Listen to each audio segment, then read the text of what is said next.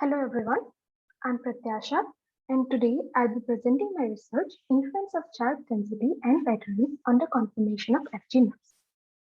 So eukaryotic organisms have these macromolecular structures called the nucleopore complexes that are responsible for the bidirectional transport across the nuclear envelope. The passageway of these NPCs are lined with intrinsically disordered proteins called the FG nucleopoints because of the sequences of the proteins being rich in phenylalanine and glycine. And these FG nerves are responsible for the selectivity of the NPC.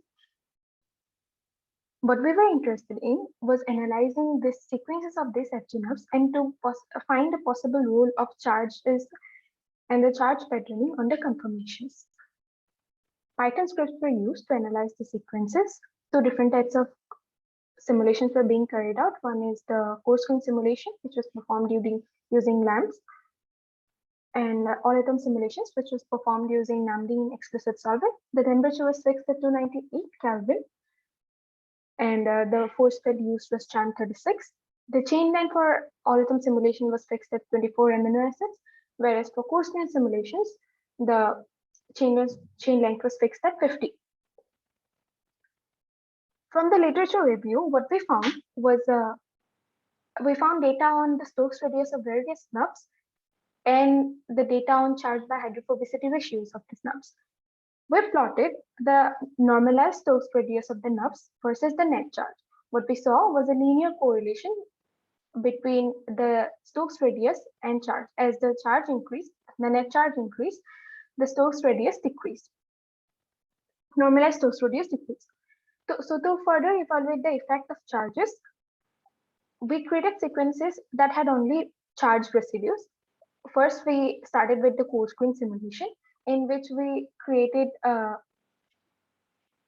chains of 50 beads.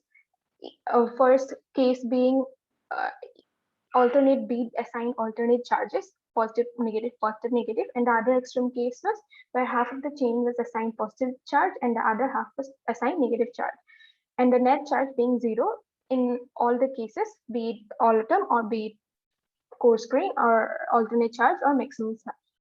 So from the figure C and figure D, it can be observed that as the charge separation increased, the radius of gyration decreased. That is, the molecule became more compact, the chain became more compact. This is probably due to the long-range electrostatic forces acting between the charges. The same can be observed from figure D, where the negative residues were replaced with glutamic acid and the positive residues were replaced with lysine. We observed the same trend where maximum charge separation, the chain length was more compact. Then we know that the FG nerves have these two different specific domains. One is the extended domain, which is rich in charged residues, and the collapsed domain, which is rich in this hydrophobic residues, specifically the FGs, which can be seen from figure F. So we analyze the same thing from the sequence analysis.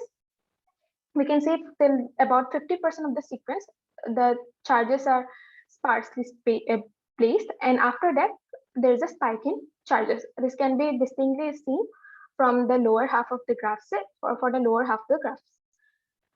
Then we analyze the abundance of residues in FG nerves versus the SPROT proteins, which is basically a database of intrinsically disordered proteins.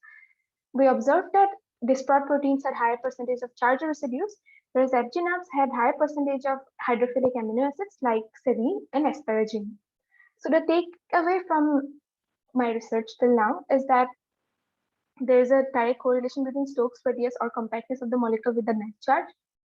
Charge patterning also affect the compactness of the molecules. FG nerves had higher percentage of hydrophilic amino acids such as asparagine and serine compared to the SPROT proteins.